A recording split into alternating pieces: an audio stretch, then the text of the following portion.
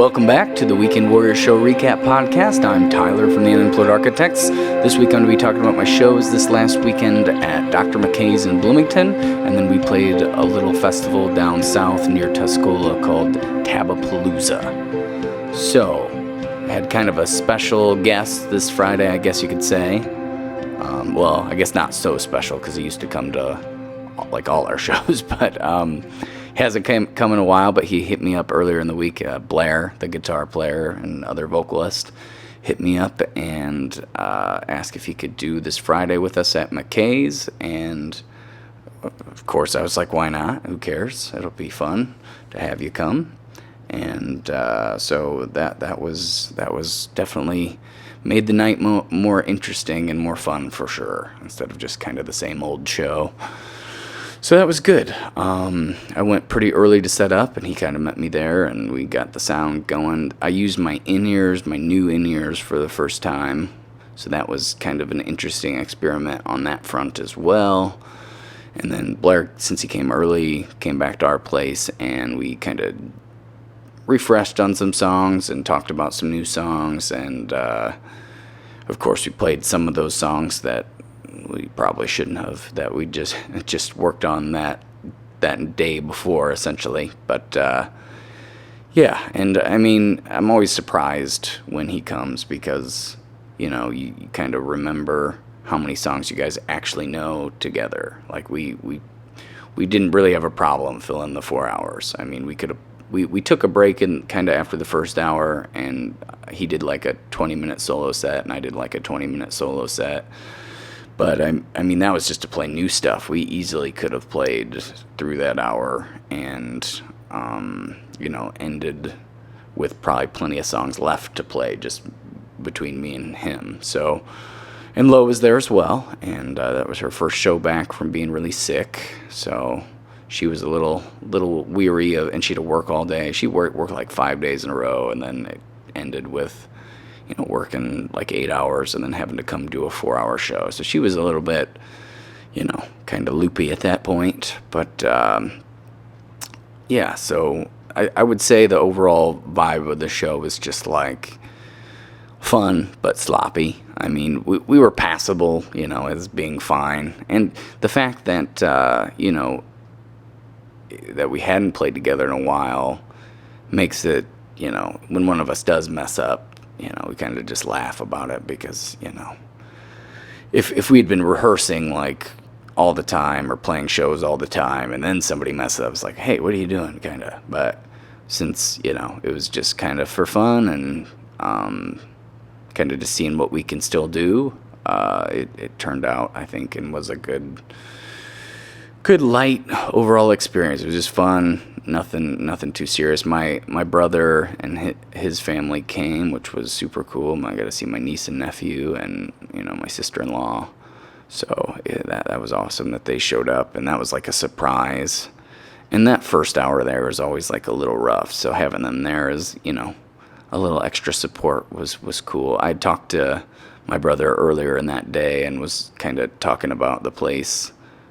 Dr. McKay's, about their food, and was, telling them how I really liked their wings, and, they had some other stuff that was pretty good, and he did ask me a couple extra questions about it, so I wasn't really thinking he would come, but I thought he would go at some point, maybe just to check out the place to eat, but he ended up and showed up that night, which, like I said, was definitely cool. And then my niece and my nephew were all dancing around and being adorable, of course. So that was fun for me, Lo, and Blair, I think, to have those guys up front. And then it was definitely cool to see Blair play some solo songs, too. Some ones that he played a Cher song, which was pretty interesting. And then we, playing some of his originals that we hadn't really played in a while. It was a little uncomfortable for me just because the in-ears are ready, and then we were playing some songs like that we maybe weren't as solid on, that we probably shouldn't have, but we had 4 hours to fill, so it was kind of just whatever we felt like playing, really. I've been working on a new Johnny Cash cover, so I pretty much learned it last week, and then I played it twice this weekend, which... It's an easy song. It's just Ring of Fire, but I've been doing it as I've been obsessed with doing multiple songs per artist. So, and sometimes I'll do like a Johnny Cash song into an Elvis song, or I'll just put a medley of a bunch of similar chord progressions together that are different artists. But lately, I've been doing a back-to-back Neil Young kind of cover, back-to-back Pearl Jam covers, and Dave Matthews back-to-back. And of course, the Beatles. I've been doing like 3 Beatles tunes back-to-back. So just for fun, they're all, I try to string them together in similar keys. And then it's like, by the end of it, I think what started it all was the Tom Pedley. We played the 8 or 9 Tom Petty songs in a row, which that was probably one of our strongest little sets there when we were doing that on Friday, because I think Blair plays that on his solo sets a lot, and I play that almost all my shows as well. Obviously, it's a little different giving up the reins for those B-side songs, and I'm not really sure at like what tempos he does them exactly, because he usually uses his drum machine and I do the foot drums. So, I felt like I got off a little bit sometimes for what his expectation tempo-wise was. I don't think I necessarily was lined up, but I mean, that being said, it was still fine and fun. But so I've been doing I Walk the Line into Ring of Fire. So I did that twice this week, and I feel like when I do that, I can kind of get a better impression of the artist. So if I'm doing 2 Johnny Cash songs in a row, it's like by the end of that second one, I'm really like in that vibe of Johnny Cash. So that's been fun. And then so that was Friday. Nothing too extreme happened. It was just a good time to have Blair around and I just hadn't even hung out with him in a long time, so it was nice to have him around and playing some music with him and seeing what kind of new stuff he's been doing, and it was pretty fun. And then it ended up and poured that night when we was tearing down. I got completely soaked in the storm that had come through, but wanted to get all my stuff loaded, so that was a little rough, but whatever.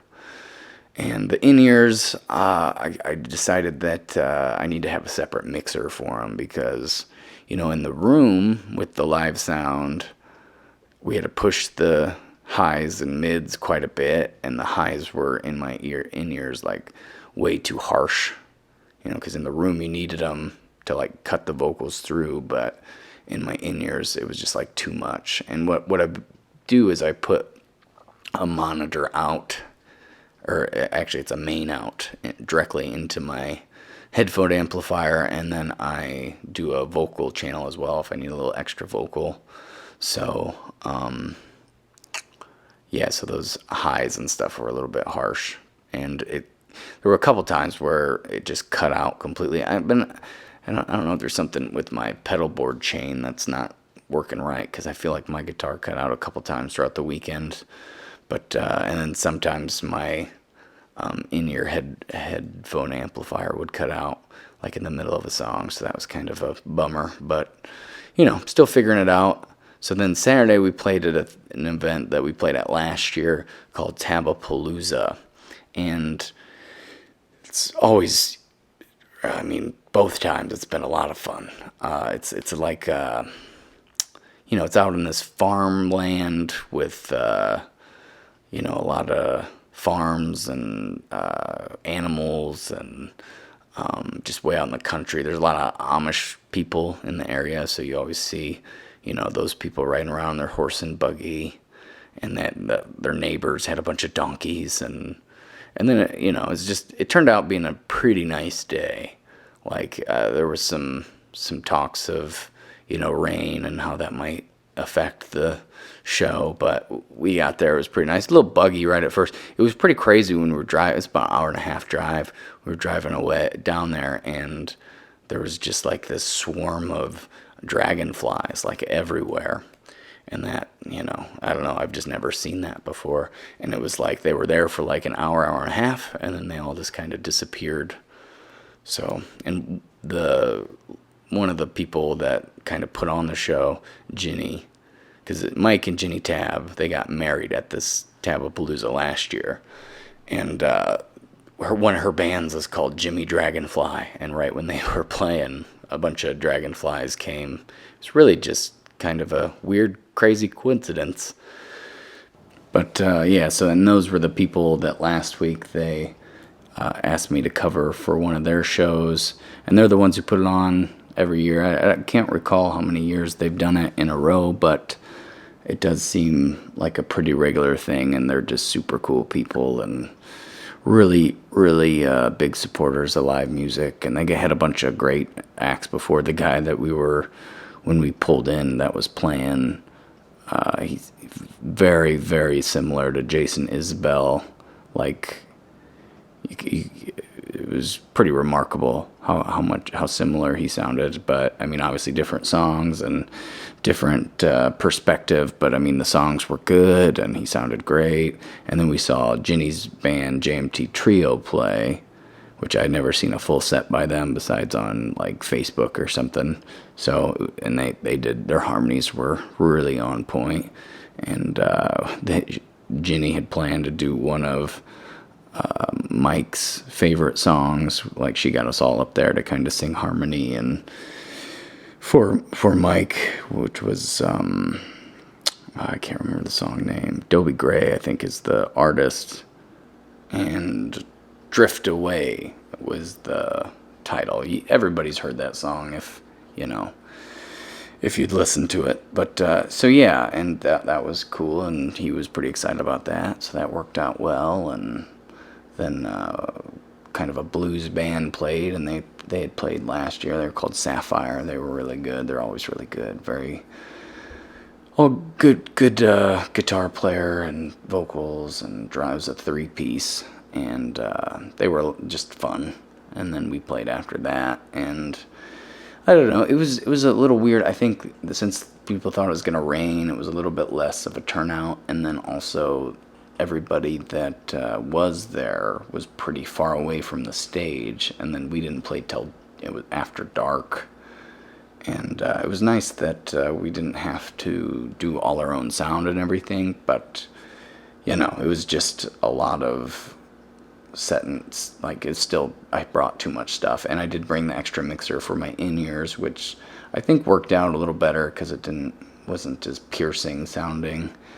And the whole point, is to be quieter, so that way I'm not getting a loud cymbal in my ear. But I don't know that I've quite figured that part out quite yet. So, but yeah, so it was weird because everybody was so far away, and then it was dark, so then there was lights right in my face, so I couldn't see anybody. Then I had the in-ears on, so I couldn't really hear anybody as well. So it was kind of just like playing at home in my bedroom almost, with lots of lights going, and I was like listening to an iPod at the same time of myself. So it was different.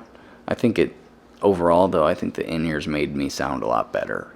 It's weird separation, but I'm not fighting so hard to, hear the notes, which is, the problem when you get in those larger scale performances is, you're fighting like the volume of everything. Whereas I feel like I could trust myself more just to hit the note instead of, how to breathe right to hit it, or how to project just enough to, you may shoot lower for the note because you're going to have to push harder to get the note out to be heard. So it's like whereas with the in-ears, it was like I could just sing. So it was isolating, but it was easier in a lot of ways, and I felt like I sounded like, maybe 30% better than I normally would have at a show like that. And we didn't do our own sounds, so that part was a little weird. I mean, the guy that was doing it, I don't think was... He was good, but he's kind of newer to it, I think. So, and he had like the iPad out front, so he was adjusting stuff a lot. Whereas me, I would have just had it set and not really messed with it. Except maybe like before or after songs, I would never do that like in the middle. Because, you get kind of comfortable singing a certain way, and then all of a sudden, the monitor would turn up really loud, and or vice versa, it would like completely disappear.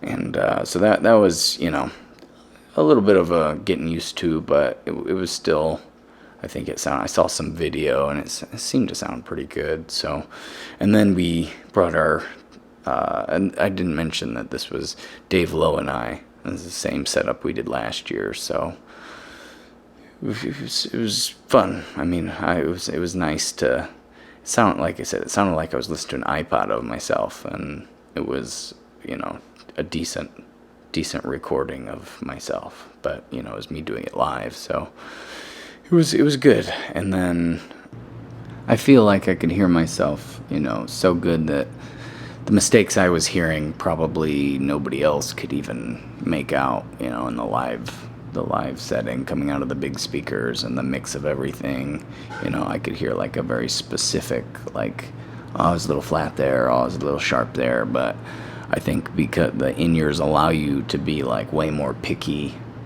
and so that was cool. But still figuring them out.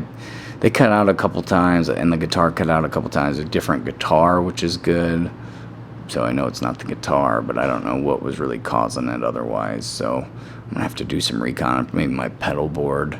And then for some reason, my headphone amplifier would lose power every once in a while. It did it a couple times right away, and then it didn't again after I adjusted where the power was. But it would like come unplugged real easy for some reason. But yeah, and then we were staying the night, 'cause we brought a tent and stuff. I bought one of those pop-up tents that you just kind of open up and it was already set up, and I think that was very cool. And I like the idea of not having to spend 30 minutes setting up the tent. It probably took us like 10 minutes to get it all set and ready to go. So that was pleasant, definitely less stressful than normally. But by the end of the night, it was probably after the show was over and everybody was in their campers and tents and stuff, it did start raining like really bad. So we didn't really sleep super well, maybe a couple hours. And then the Amish people had the roosters kind of calling, so we ended up being wet and it being loud outside. We ended up kind of packing up around like 5 a.m. and taking off. So not ideal on the sleep front. And we ended up sleeping most of the Sunday away because we were tired. And then I slept for like, I want to say 13, 14 hours last night because I was so tired from the night before. So that was good, kind of catching up a little bit. This next week, we have Friday night. I am playing up in Ottawa. I'm blanking on the name of the place right now. But and then Saturday, we're playing at Clark Bar down in Champaign. And then we actually have a Sunday show down in Champaign at a vineyard. So Court Street Pub in Ottawa on Friday. Clark Bar Saturday, and Sunday we play at Alto Vineyards in Champaign, kind of afternoon show, just acoustic. So that'll be nice and light and easy, but it'll be a busy weekend, so that'll be what I'm talking about next time. And as always, anybody who took the time to listen, I appreciate you, and I will talk to you next time. Have a good one. Bye.